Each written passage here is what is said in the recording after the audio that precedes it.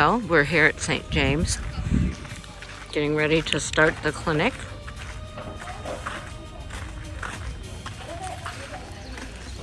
Horses are in the barn. You can go look at what our indoor arena looks like.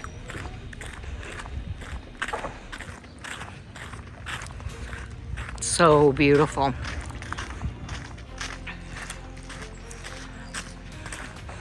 Here's Rupert and Leanna are here getting ready, and Cheryl is over in the corner getting ready to set up her books. Everybody's getting ready, so what a beautiful arena. It's going to be a fun day. So I want them on over there, and they said, well, why didn't you say so? Because I was talking like this. Yeah, I don't know what language that is, but it ain't. Found a way to reach me after my recent diagnosis, and basically after we were walking through the trails,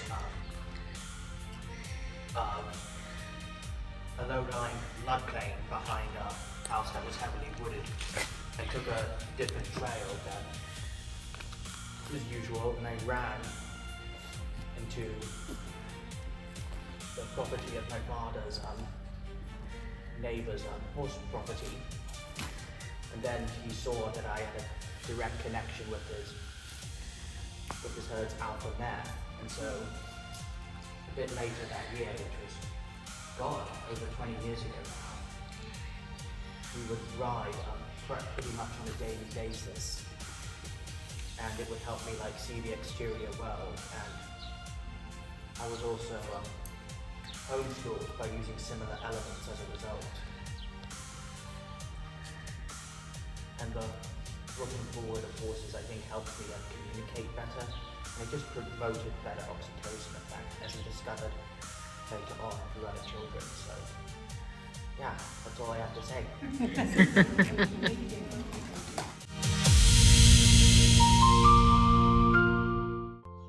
And it's the antidote to cortisol. So it tells AMG to shut up already, because there is no elephant exploding out of Rupert's ear at the moment. So we don't need cortisol. So that shuts up. And that means that the intellect, which is the prefrontal cortex, can come.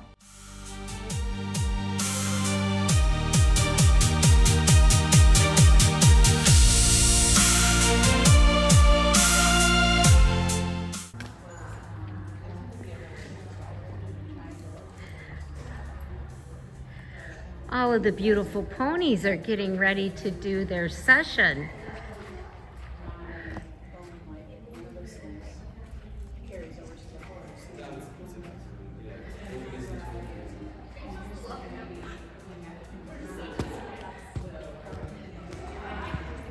Christine, I notice your horses have a little bit different tack than they did last year this time. Hoo-hoo-hoo. Very good. Throw it out, Lisa. I don't know what to say. Very good. Big girl pants on. Are you having fun at the clinic today? Oh, absolutely. How could you not with Rupert? You learn so much every single time. Right? What do you think, big boy? But also, this way you don't have to, you can see much more what we do. And I can really pull you in to participate. So I want you all to what we're doing. You can see we've got a variety of different horses. But the horses that have come out of Triple H, some of these are horses that I first saw about 18 months ago, looking like rescue horses. And now suddenly they got muscle and they've got well-being. Because this is what, when I go to teach people how to do stuff, sometimes you're like kissing in the wind. You know, sometimes you give people the information and then do anything with it. Okay, fine. Maybe they do a couple of things with it. But then you meet the odd group of people who like actually pick it up and run with it. And Christine really has. So, for example, that little mare there, the Pomelo one, was skin and bone. Where's Toast? Yeah. So that one is good. There's Trevor. He also wasn't looking so good. Yeah. It's really amazing. They've taken the raw material and created well-being. Now, some of these horses are still going to have issues that will never go away. For example, you'll notice this one here has a stifle that limps a little bit like that. We're never going to cure that, but what we can do is optimize and then design the work for that horse that does that good rather than further destroys it. Soundness issues are not the end of the world. I've got horses with soundness issues, which I have found over the years, you can show people how to get the most top line the quickest. But if you want to explore other options, please do. Yeah, we're not Catholic Church, there's no problem. But so enough said about that. Okay. Can I ask a quick Yes, ma'am. Is the lunging still a vital piece, even if you have a horse that does have a pretty strong top line? Yeah, you'll maintain it. Yeah, because that's horse's age, really, is it? Yeah. Okay. Why the cavesson? Why not do your initial work off the bridle? When you're lunging a horse and they have to balance off the nose, they develop a lot of muscle at the base of the neck, which is one of the really weak points on a horse. If you lunge them off the bridle, they tend to lean on the bridle, and they don't need. Go back a long way. The archaeological excavations of the early prosthetic cultures in the Great Mountains, they find all of this.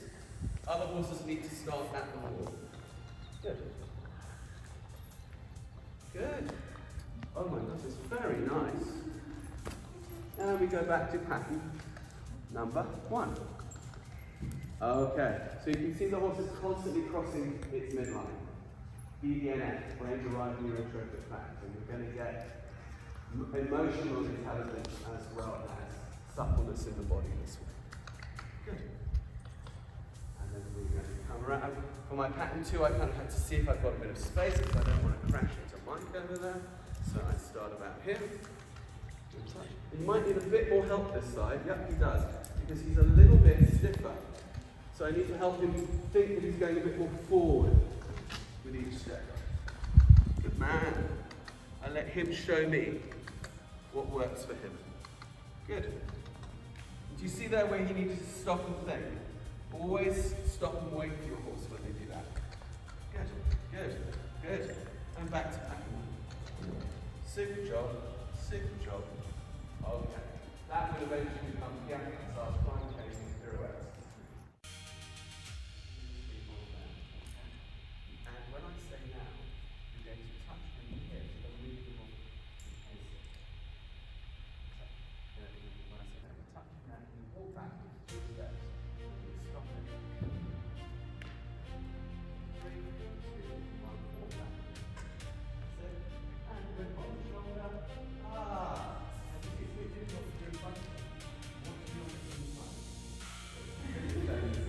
That's nice. Alright, so now we're going to do the next thing. You stay exactly where you are. I'm going to, now for this, somebody has to go hand over hand with Roxy. I don't think it should be me because I'm a scary, horrible bloke. I think it should be Leanna. So could somebody take Leanna's pony? And Leanna's going to take you through pattern 1 and pattern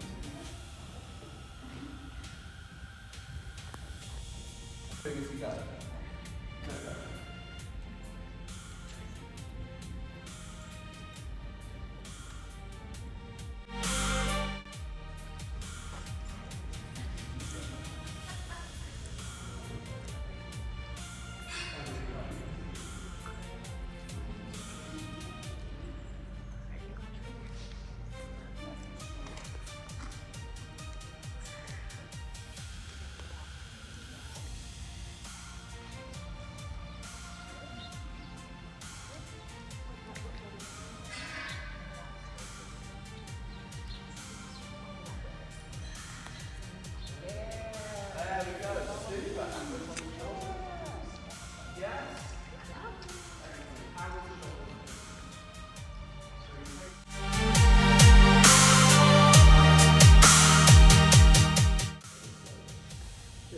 This guy, I can tell, he's kind of ready.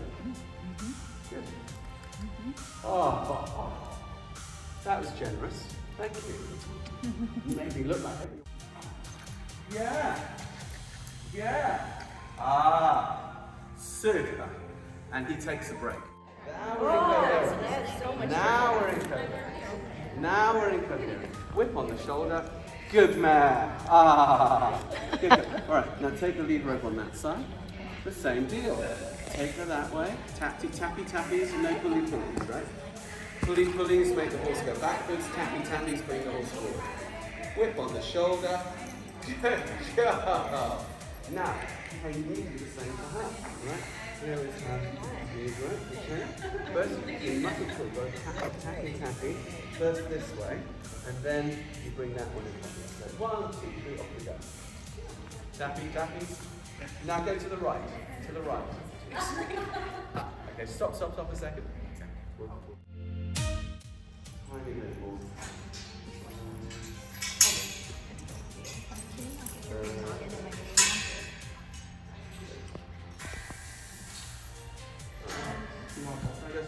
You see gravity is taking your hand on the rope. You'll have an easier time if you hold softly on the butt.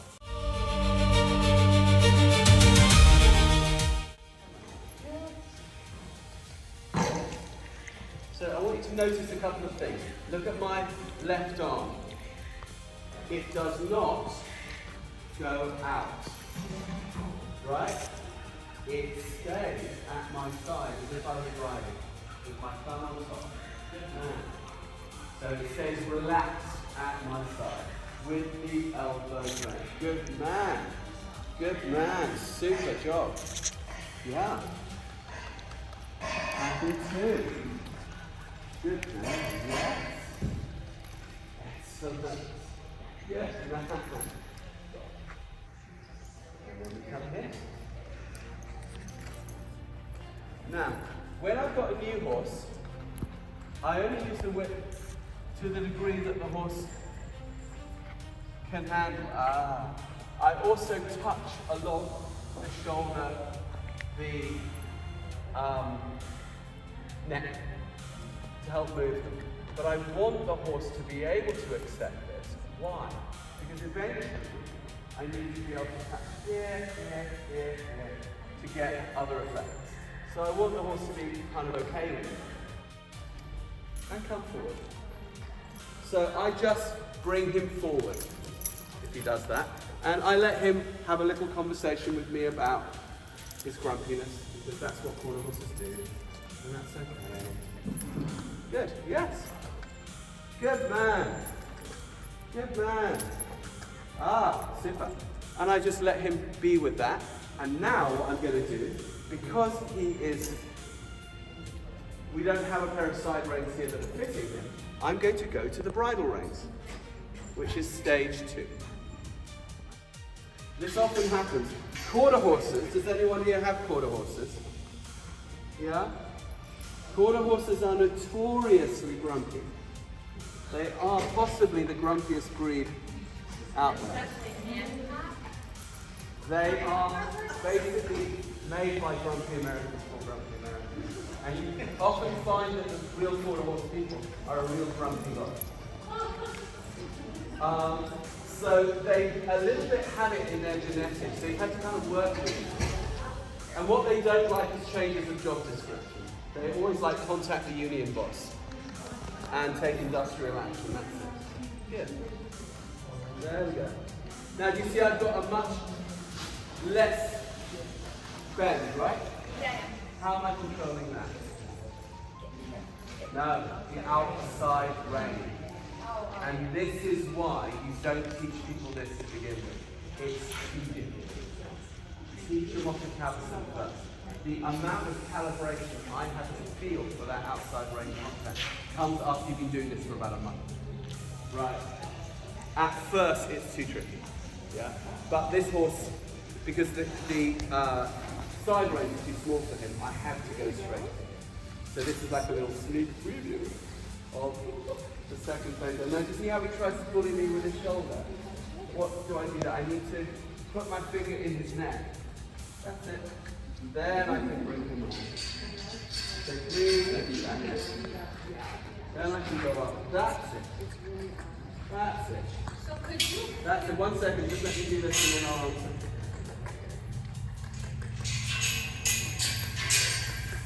Okay. I started with a no and we turned it into a yes. What was my tool? Make it feel physically pleasurable. I massaged him in his neck. He then bent to me. Then I could ask that hind leg to go out there, and then suddenly it came together. Come my friend. Yeah. Yeah. Yeah. Yeah. And hold. 3, 4, 5, 6, and hold. And again. Don't worry about it turning like that. Just worry about it like this. 3, 4, 5, 6, and hold. Good. And when it's toast the big body. Yes.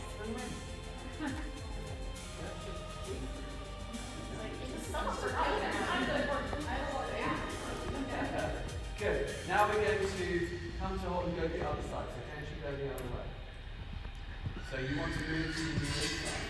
So move to the inside. Move to the inside. Good. Last one. 1, 2, 3, 4, 5, 6, and hold. Good.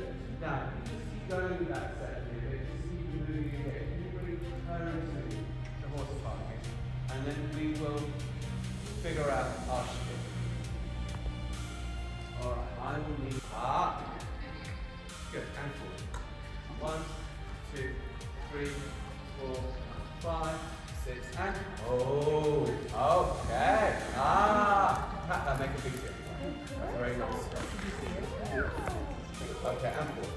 1, 2, 3, 4, 5, 6, and oh, good. And we're going to go left down the wall.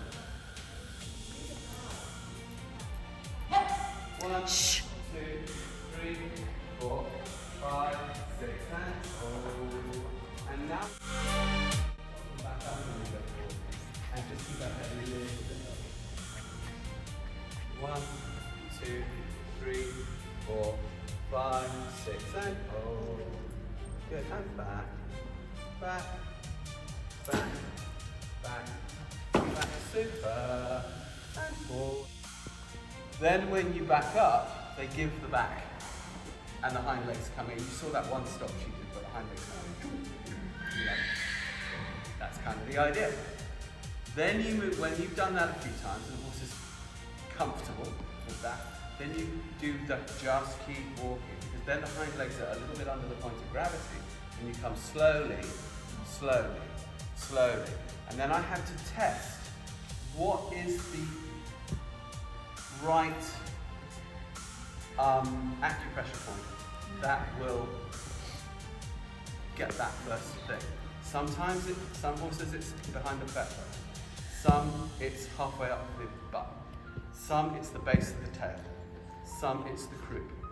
So you don't know at the beginning, you have to kind of fish a little bit, and this backward motion helps them to keep their rhythm. And then you come forward and you've got to test it. And sometimes the reaction is negative, so they say, okay, it's not there. So you don't keep trying where it's negative. And then you say, well, if it's not there, then maybe here. Or maybe if I put it across your gasket and touch. And that for her was the key. So it took me 3 tries to find the right stuff. Now there are some patterns. Typically, quarter horses respond well to the lower leg touches. Typically, Iberians respond very well to the croup and base of the tail touches. And typically, warm bloods get freaked out by everything. You have to. And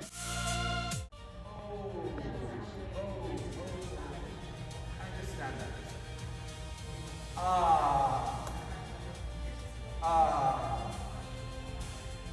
Okay.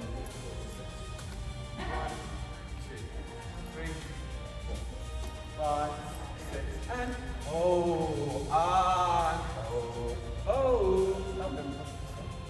Good. Square. Ah. Good. And walk. 1, 2, 3, 4, 5, 6. And hold. Stoppies. Good. Good. And we'll just walk forward again. Walking. Good. 2. That's the scary dog. 3, 4, 5, 6, and oh. So just got to get him used to this, right? Just walking to the corner there. We'll go left up. Good one. Yeah.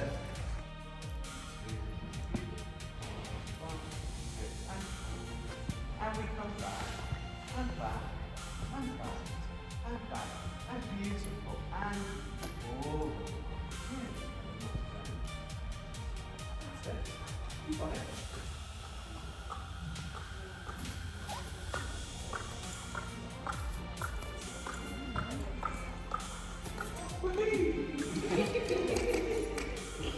There! Ah! That's it. Yes! There we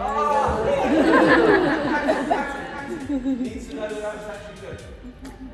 Good man. Slowly.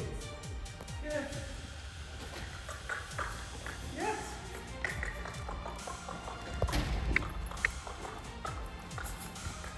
So he's got the idea of this leg, but not so much the other. So we need to help.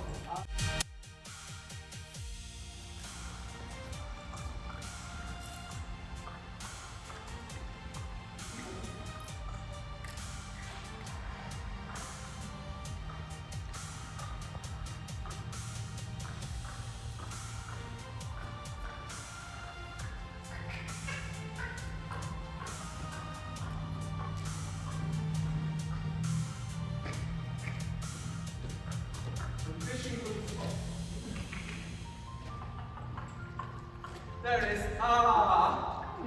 Good. Yeah, straight. Good.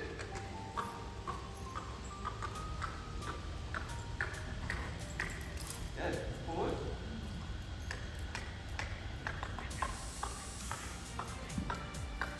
Take a right. Keep going. You got it. Just wait for it. There we go. Now go forward. Ah.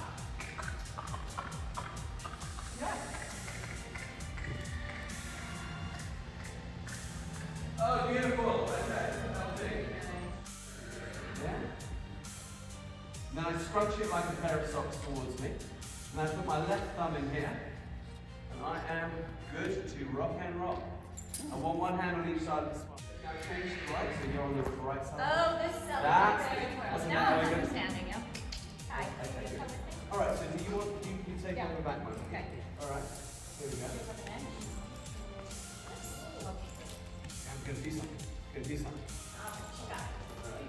Alright. Add that. Forward. Ouch. I would like a front monkey. So I think that's you, Rosie. And Uncle Leanna, please show her the front monkey. Yeah. Front monkey jog, dead straight. The horse stays on the wall. You walk parallel next to the wall. You don't deviate. You've got to stay straight. But Leanna's going to help you. Okay, so come to where I am. Left.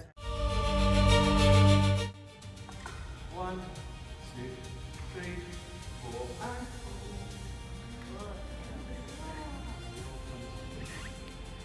1, 2, and oh, good, and 4. 1, and oh, excellent. And ask it to come back, and gently. 1, 2, 3, 4, 5, 6, and oh, close the knee.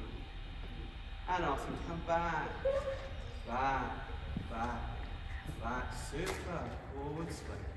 1, 2, 3, 4, 5, 6, and hold. So let it hang. Let it dangle at the core of your leg. Let it relax. That's it. That's it. Joshua. That's it. That's it. That's it. Now close the knees. Excellent.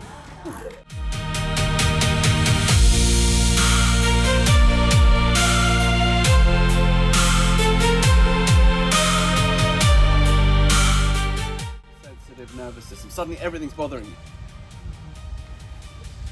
And when this happens, your amygdala, which is the part of your brain that governs fight, flight, and freeze, detects a threat. And the amygdala does not care whether the threat is real or imagined.